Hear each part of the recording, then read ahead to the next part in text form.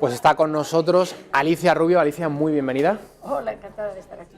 Bueno, el motivo de que haya llamado a Alicia Rubio, le podría haber llamado por muchos motivos porque ya la conocen todos ustedes, pero es que esta semana se han producido varias noticias que nos han puesto los pelos como escarpias. Una de ellas, que el preparador físico del Atlético de Madrid, conocido popularmente como el profe Ortega, y lo están viendo en sus imágenes, bueno, fue detenido la noche del martes porque un vecino llamó alertando de que presuntamente estaría agrediendo a su mujer. La policía se personó en el domicilio del profesor Ortega ante la sorpresa de que la propia esposa de Ortega señaló que no había sido agredida en ningún caso, que había mantenido una discusión a gritos, pero que como no había sido agredida, que por supuesto no lo iba a denunciar. Aún así, la justicia, los policías tuvieron que detenerle y el profesor Ortega pasó la noche del martes al miércoles en un calabozo. Este hombre es inocente, puesto que así lo ha dicho su mujer, que no fue agredida en ningún caso. Alicia, este ejemplo yo creo que es el paradigma de lo que es la ley contra la violencia de género. O sea, muchos hombres están desprotegidos y yo no le echo la culpa a la Policía Nacional, puesto que al final siguen el protocolo establecido por esta ley contra la violencia de género. Sí, Quienes menos culpas tienen son los agentes. No, los agentes tienen que hacer lo que se les mande y fuera. Entonces, el verdadero problema es otro. El verdadero problema es la psicosis que nos están generando, la alarma social enorme de que continuamente mujeres que les pegan mujeres, dar las denuncias falsas o mentiras, etcétera, etcétera, de tal manera que se pueda justificar los miles de millones de dinero público que se está invirtiendo en algo que de ninguna manera es tan desproporcionado y aunque sea dramático, no es más que otras muchas situaciones dramáticas de una sociedad de 46 millones de personas. Por un lado eso, esa psicosis, claro, la gente oye y enseguida llaman por si acaso, porque están todo el rato, llame usted, si usted cree, si usted piensa, pero hemos terminado metiéndonos en las relaciones humanas de nuestros vecinos de una manera además judicial y totalmente desproporcionada. Y luego la otra cosa, y lo que se da mucho, y es eso, es que hay discusiones y en las discusiones, pues en este caso, esta es una señora normal que se insultaría y se gritaría con su marido, como sucede en las discusiones, y eso no le supuso pensar que eso era ningún tipo de violencia contra ella, en tanto que es una cosa bidireccional y simétrica. O sea, es una mujer, como nos sentimos muchas, pues con los mismos derechos y las mismas capacidades que un hombre y capaces de discutir con él, dar 4 gritos y luego arrepentirse y luego hacer las paces y lo que sea. Y de repente aparece por ahí como elefante en cacharrería la policía. Pues sí, pues esto es lo que se vive en muchas ocasiones. El transformar discusiones en violencia, el que la gente se meta donde no tiene que meterse, el que un inocente termine en comisaría precisamente por esa psicosis del hombre maltratador. Pues la verdad, esta no es la sociedad que yo quiero dejarle a mis hijos, en absoluto. Alicia, este caso, yo no sé si se podría marcar dentro del de denuncia falsa. O sea, su mujer no le ha denunciado, pero claro, el vecino llamó alertando a la policía de que su vecino estaba pegando a su esposa. Esto no fue así, como se ha demostrado, porque la policía llegó a la casa del profesor Ortega, la mujer negó tal cosa y finalmente, bueno, tuvo que pasar la noche en el calabozo. ¿Esto sería denuncia falsa o no? Porque los datos oficiales, recordemos, la Fiscalía señala que el 0,001% de todas las denuncias son falsas. Es decir, solo el 0,001. Es un dato, por cierto, que se encargan las feministas y todas sus asociaciones de repetir constantemente. Bueno, es que esto tiene unas variantes. O sea, el vecino a lo mejor no denunció, el vecino alertó a la policía asustado. El problema es la falta de presunción de inocencia que hace que este señor, pese a las explicaciones de su señora, pese a las suyas propias, termine en comisaría sin, o sea, contra el sentido común más palmario. Claro, ese es el problema. Denuncias falsas hay muchísimas, aunque no se les llame falsas, porque el juez no ha dictaminado que sean falsas, y son todas las denuncias que todos sabemos que se llaman instrumentales y que son para conseguir ventajas de todo tipo, ya sea en el proceso de divorcio, ya sea porque dan pagas, porque dan ayudas, es decir, miles de razones. Unas denuncias en las que se denuncia a una persona de un maltrato inexistente. El que luego el juez diga o deje de decir, lo único que hace es oficializar de alguna manera, darle un papel a esa denuncia falsa que todos vemos por sentido común que es falsa. Y hay muchas, muchísimas. Como este caso, es decir, en este caso la señora tiene sentido común, pero en otros casos la señora aprovecha precisamente esa enorme ventaja que le da la ley, porque somos unas privilegiadas, y denuncia diciendo que ha habido maltrato cuando realmente no lo ha habido. O sea, es que es todo un despropósito. Aquí se ve la ausencia de una presunción de inocencia y además se ve como la maquinaria es absolutamente ciega y sorda. O sea, lo normal, llegas ahí, oiga, nos han dicho que aquí hay un altercado, una trifulca. No, no, aquí no pasa nada, hemos discutido, pero señora, ¿está usted segura? ¿Está usted bien? Sí, sí, sí, sí. ¿Y usted? Vale, pues muy bien, fin. Fin. Eso era lo que pasaba antes de todo este desastre de ley y de todo este desastre de criminalización del varón y de todo este desastre de eliminación de la presunción de inocencia del hombre. Eso sería lo normal. Y ahora, ¿qué nos encontramos? Pues esto. Alicia, nos consta a toda España que Vox no se cree eso del 0,01% de las denuncias falsas. Yo desde luego que tampoco me lo creo. ¿Cómo podemos rebatir esa cifra oficial difundida por la Fiscalía y por los muchísimos grupos feministas? Bueno, ¿cómo podemos decir que son muchas más las denuncias? Sabemos también que el 80% no acaban en condena, pero claro, no podemos decir que el 80% de las denuncias que no acaban en condena, la mayoría o la gran parte de ellas, sean falsas. Eso tampoco lo podemos asegurar. Entonces, ¿cómo podemos establecer un porcentaje lo más ajustado a la realidad posible? Podemos partir de varias bases. La primera, que si realmente, como es un 80% de las denuncias, bueno, un 60 y tantos % de las denuncias, claro, hablo de unos porcentajes laxos porque cada año va variando un poco el porcentaje, pero aproximadamente un 65% de las denuncias no llegan son sobreseídas o no llegan siquiera a juicios, vamos, a tribunales, porque es que son manifiestamente inconsistentes. Entonces, pensemos que nuestro sistema judicial, cuando algo no llega es porque realmente no hay ni una sola prueba, ¿eh? Es decir, una denuncia tiene que estar sustanciada. Si yo cojo y digo que me han pegado y me dicen, bueno, ¿y dónde está el golpe? Ay, no hay ningún golpe, pero me han pegado. O es que me está maltratando psicológicamente. Bueno, pero vamos a pasarle a usted a un psiquiatra, vamos a un psicólogo. Es decir, no hay ni una sola prueba. Entonces, lo normal en un sistema garantista es que esas denuncias no vayan a ninguna parte. Que a lo mejor hay algún caso en el que no es cierto y la mujer sí está siendo maltratada, sí, pero pensemos que la inmensa mayoría no, porque nuestros jueces no son tontos y nuestro sistema judicial no es tan torpe. Después hay un 20 y algo % de personas que llegan a juicio y que salen no culpables, es decir, que al final el juez dice esta persona no ha maltratado a esta otra. Aquí no hay maltrato. ¿Qué pasa? ¿El juez se confunde? Es que el problema además es que en muchos casos uno no sale inocente. Toda la vida hemos visto las películas en las que alguien, una vez le hacen el juicio y se demuestra que no hay ni una sola prueba, esa persona sale inocente, sale dada como persona inocente, no como culpable no probado. Pero ¿qué figura es esa? Es decir, ahí no hay presunción de inocencia, es una auténtica locura. Bueno, pues estos señores, las feministas afirman que es que son culpables pero que han tenido suerte. El 20 y tantos % son culpables y todos han tenido suerte. Nuestros jueces son así de tontos. Es decir, esto es absolutamente impensable, que puede haber algún maltratador, algún sinvergüenza que tenga la suerte de salir con bien.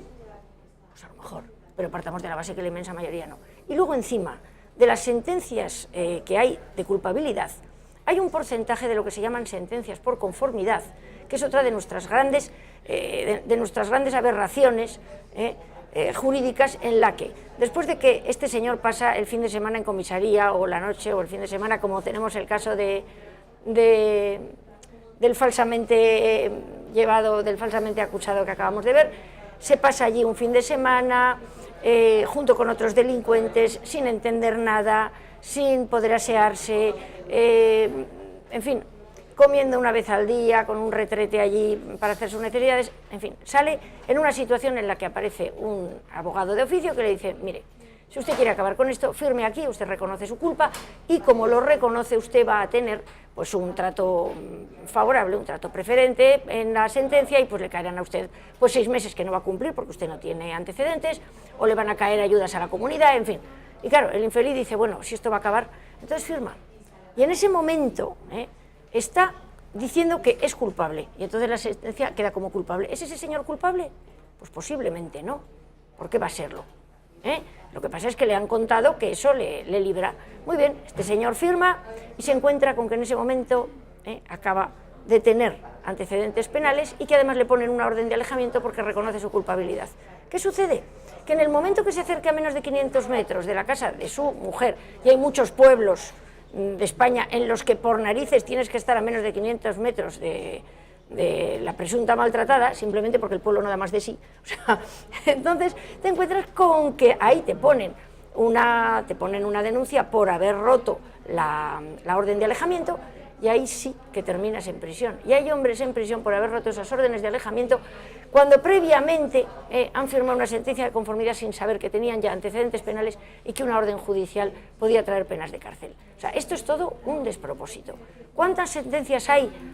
No sé si, vamos, ¿cuántas denuncias hay? No vamos a entrar verdaderas o falsas, sino sobre hombres inocentes. Muchas, muchísimas. Porque además, esto que Vox dice, no lo dice Vox, está en la cabeza de millones de españoles. ¿Por qué? Porque hay millones de españoles que se han encontrado con esta circunstancia. No solo ellos, sino sus madres, sus hermanas, sus padres, sus hermanos, cantidad de familias que están sufriendo esta injusticia. Entonces, estas cifras que tratan de ocultar ya están en la cabeza de millones de españoles y no van a salir. Alicia, sabemos que la ley contra la violencia de género rompe el principio de igualdad, la presunción de inocencia del varón. Sabemos además que la mayoría de casos de violencia doméstica son cometidos abrumadoramente de hombres hacia mujeres, pero también hay algunos casos, los menos, de mujeres hacia hombres. Cuando el hombre es la víctima, dentro de esta ley contra la violencia de género no accede a las mismas prestaciones. O sea, la ley garantiza una serie de prestaciones cuando la mujer es agredida, pero cuando el hombre es agredido no recibe la misma ayuda por parte del Estado. No, en absoluto. Bueno, primero hay que decir que esta ley no funciona. O sea, esta ley no ha salvado a una sola mujer de las asesinadas, porque no, porque las cifras son semejantes y porque además en muchos casos se demuestra que ni siquiera habían acudido, es decir, es todo un auténtico fracaso para lo que dicen que es, pero eso sí, es un éxito tremendo para repartir dinero entre redes clientelares y lobbies feministas, eso sí, y para crear puestos de trabajo sin cuento en el estamento público, eso desde luego. Y efectivamente, cuando un hombre es maltratado, queda lo mismo que sean más o menos, yo es que veo personas. Entonces, a mí yo no veo, es decir, como hay 100 mujeres maltratadas y solo hay 20 hombres maltratados, pues a eso no les hacemos caso. ¿Pero esto qué es? ¿Qué trato es ese a las minorías? ¿Qué pasa? ¿Son menos personas? ¿Sufren menos? Entonces, los hombres, desde luego, no pueden acceder a ninguna de esas cosas. Hay hombres maltratados, claro que los hay. No pueden llamar al 016, si van a comisaría se ríen de ellos, además corren el riesgo en algunos casos de ir a comisaría y que luego llegue la señora muy enfadada y diga que el maltratador es él, y entonces, como las mujeres no mentimos y los hombres no tienen presunción de inocencia... Bueno, según la vicepresidenta del gobierno, los jueces siempre deben creer a las mujeres. Bueno, es que eso en un sistema de derecho como los que hemos conocido hasta ahora, Carmen Calvo, eso es aberrante. O sea, esa señora es como para, bueno, es como para perderle todo el respeto, con todo respeto. Me gustaría ahora centrarnos, Alicia, en todo lo que aconteció después de ese 2 de diciembre, con la irrupción de Vox en el Parlamento, más allá de que el pacto entre Vox, que pusiese esos diputados a disposición de Partido Popular y Ciudadanos, digo, más allá de que se acabara con los casi 40 años de régimen socialista, creo que la noticia, el tema central durante esa semana de negociaciones fue sin duda la ley contra la violencia de género. No sé si compartes el análisis de que esas semanas en las que la agenda política fue marcada por Vox, y más en concreto referida a esta ley contra la violencia de género, muchos españoles que antes no lo conocían porque esto no estaba dentro del debate en los grandes medios de comunicación, en los grandes partidos, a partir de entonces, a partir del mes de diciembre, supieron de esta ley contra la violencia de género y conocieron que sin ninguna duda es una ley injusta, puesto que rompe el principio de igualdad entre hombres y mujeres y el principio de la presunción de inocencia al varón. Sí, no, desde luego fue un grandísimo éxito poner en el centro del debate este enorme problema, esta enorme injusticia social, y que además no solo ya se ha demostrado que no funciona, sino que ya se ha visto las verdaderas consecuencias y la mala intención que tiene a todos los efectos, y pues es eso, es repartir fondos públicos y crear redes clientelares y destrozar millones de familias y destrozar muchísimas vidas. Entonces, pues sí, fue un gran éxito porque realmente mucho en Andalucía no se podía hacer, es decir, esto es una ley nacional, esta aberración es nacional. Entonces, esto hay que quitarlo desde el Congreso, pero sí que es verdad que luego las comunidades autónomas se han dedicado, digamos, a corregirla y aumentarla. Entonces, la ley andaluza tiene una serie de aberraciones adicionales que son sobre todo de adoctrinamiento a los menores en ideología de género y en este invento mal llamada violencia de género, en la que los lobbies feministas, previo pago de su importe, entran a las aulas a contarle a las niñas que los chicos son maltratadores y decirles a los chicos que tienen que, digamos, que rehabilitar su masculinidad, que son maltratadores genéticos, es decir, lo que se llama crear discordia entre los sexos y lo que se llama destruir la pareja heterosexual antes de que se cree. Esa es una de las cosas. Y la otra, desde luego, que tiene la ley andaluza es el reparto de fondos públicos, ya, en fin, facilitar, sobre todo, de una manera tremenda. Y va a ser mi siguiente pregunta, señora. En Andalucía hemos visto que solo el 3% de los fondos dedicados a violencia, a políticas de género, llega a las mujeres maltratadas. El 97% de ese dinero va a asociaciones feministas. Las asociaciones feministas no se dedican a amparar a las mujeres maltratadas, se dedican a hacer lobby, se dedican a hacer ideología. O sea, no tiene nada que ver una cosa con la otra. O sea, el 97% al final es una estructura subvencionadísima por parte de la Junta de Andalucía. No sé cómo funcionan el resto de comunidades, pero yo creo que es un ejemplo magnífico para comprender todo lo que ha crecido alrededor de la ley contra la violencia de género. Claro, claro, esto es un negocio, es una industria. Por eso tienen tanto pánico en que se sepan las cifras, en que se sepan los datos. Yo el dato ese de la Junta de Andalucía, de las más de 2000 asociaciones feministas y de ese dinero público que llega tan escasamente a las maltratadas, ya lo ponía en el libro, y el libro salió en 2016, esto simplemente ha ido creciendo todavía más. Y es que es así, o sea, el dinero no va a las maltratadas, pero es que incluso ese poco dinero que va directo a las maltratadas en realidad no va a las maltratadas, porque hay muchas mujeres que ponen denuncias falsas con la finalidad precisamente de que les llegue algo de ese dinero que reparten, que como dice una mujer verdaderamente maltratada, a la que su marido apuñaló, dice, pero si es que esta ley lo que hace es promocionar la denuncia falsa, no proteger a las mujeres maltratadas. Y ahí estamos. Entonces sí, es un auténtico despropósito. Entonces Vox no quiere que maltraten a las mujeres, qué tontería, ¿cómo voy a querer yo que nos maltraten? Lo que queremos es precisamente ayudar a la verdadera maltratada y desmontar este dinero, que resulta que es mucho, mucho dinero, el que nos quitan a los españoles para nada, Alicia, para crear lobbies. Esta misma semana conocimos la trágica noticia de que un joven de 31 años era asesinado por su pareja de 18 en Ibiza, todo motivado por una cuestión de celos. El chico, el joven, había salido de una relación anterior. En un momento dado, la exnovia, la expareja, le llama y le dice que se ha quedado embarazada, que él es el padre y que se tendría que hacer cargo del niño. Él accede encantado, se lo comunica a su pareja actual en ese momento, la chica está de 18 años, que al enterarse de la noticia, tras una fuerte discusión, mata de una puñalada en el corazón a este joven. Este tipo de noticias, que lógicamente nos parecen igual de mal si la comete un hombre hacia una mujer que si una mujer hacia un hombre, como es el caso, pues no las vemos tan publicitadas en los grandes medios. A mí me gustaría saber por qué, porque nos parece igual de mal un asesinato, lo cometa quien lo cometa. Eso debería ser, y eso pienso yo, desde luego. O sea, las vidas humanas valen todas igual. A mí no me vale más la vida de una mujer que la de un hombre, pero es que es parte de esta alarma social que tiene que demostrar que la maltratada es la mujer y que el dinero público tiene que ir derivado a ese único y exclusivo problema.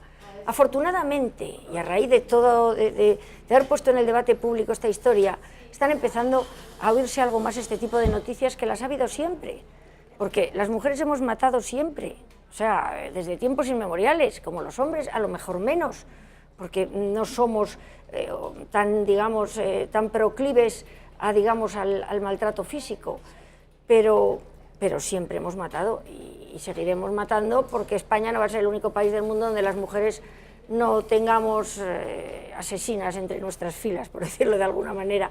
Naturalmente que hay mujeres asesinas y mentirosas y malas y de todo. Entonces, estas noticias se han estado ocultando. Y luego otro problema, y es que esta señora, que es una asesina, tan asesina como si lo hubiera hecho un hombre, va a tener menos pena y va a cumplir menos cárcel. Porque otra cosa que se ha demostrado es que la ley tiene distinto baremo para los mismos delitos. Es que incluso la prensa este tipo de cosas las toca de distinta manera. Cuando un hombre se suicida, pero previamente mata a sus hijos, el hombre mata a sus hijos. Cuando una mujer se suicida y previamente mata a sus hijos, se habla incluso de suicidio ampliado, de una mujer se suicidó y accidentalmente mató a sus hijos, es decir, se dice de una manera, entonces pues a lo mejor nos encontramos con que esta noticia pone pues eso, homicidio involuntario de una chica a su novio, cuando ha sido un asesinato en toda regla. Entonces, o se dirá, es que la pobre, es que lo maltrataba, es que la chica tenía un disgusto, es que tuvo una depresión porque la dejaba. Bueno, es que los hombres también matan con esos agravantes o atenuantes, porque somos seres humanos y es que somos en ese aspecto bastante más parecidos de lo que los lobbies feministas pretenden. Otro de los asuntos que ya está en la agenda de la ideología de género es el del infanticidio. Hoy hemos conocido una noticia que nos pone los pelos como escarpias, desde luego, y es que el gobernador de Virginia, Ralph Northam, ha planteado la legalización del infanticidio en este estado de Estados Unidos. Bueno, pertenece al Partido Demócrata, pero ya poco a poco esto va calando en muchos... el discurso de grandes partidos en todo Occidente. Esto tiene lugar en Estados Unidos, planteando las restricciones al aborto tardío para que se pueda abortar en cualquier momento. Y yo entiendo que a España va a llegar dentro de muy poco. Todo lo que sucede en Estados Unidos siempre nos llega con algo de retraso, pero acaba llegando. Sí, esto es una monstruosidad, porque además hay gente que te lo razona, por la simple razón de que cuando uno decide que la vida humana no empieza cuando realmente empieza, que es en el momento de la concepción, a partir de ahí ya cada uno la pone donde buenamente le parece. Muy poca ciencia y mucha creencia, es decir, no. Mucha ideología. Cuando ya hay, claro, sí, creencia cutre, pues cuando ya hay corazón, cuando ya hay sistema nervioso. No, el niño es cuando ya tiene forma humana. Vamos, el ser humano es cuando ya tiene forma humana. No, el ser humano es una vez ya nace. El ser humano es cuando ya se vale por sí mismo. Estamos, digamos, ampliando, negando la naturaleza de ser humano a un ser humano en función de cosas totalmente anecdóticas. Entonces, efectivamente, ¿qué diferencia hay entre un ser humano 10 minutos antes de nacer que un ser humano 10 minutos después de nacer? Ninguna. ¿Por qué? Porque es un ser humano que todavía no se vale por sí mismo, un ser humano que todavía no tiene conciencia de sí mismo, pero porque está en una etapa de su vida en la que eso todavía no ha sucedido, pero no más.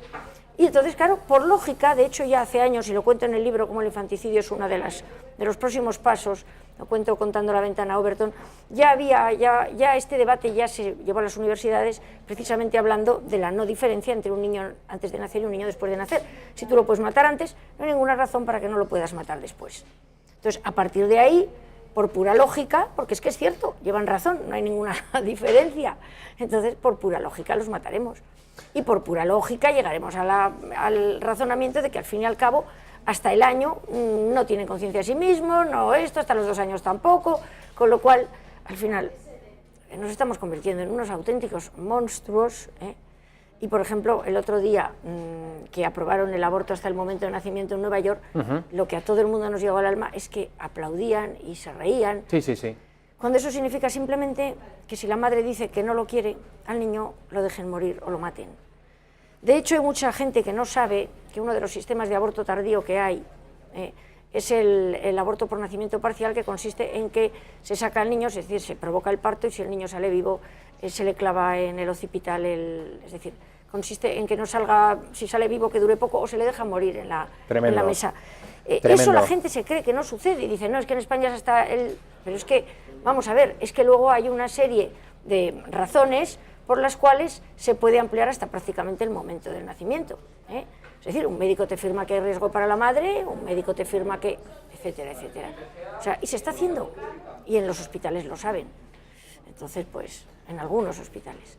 Alicia Rubio, vicesecretaria de Movilización de Vox, muchísimas gracias por estar con nosotros. Se me ha quedado algo de mal cuerpo, la verdad, con este último tema, pero estamos obligados a contar estas atrocidades que suceden en países occidentales, países como Estados Unidos, y esperemos que no, pero desgraciadamente seguro que veremos a algunos representantes políticos españoles defender esta aberración, esta monstruosidad.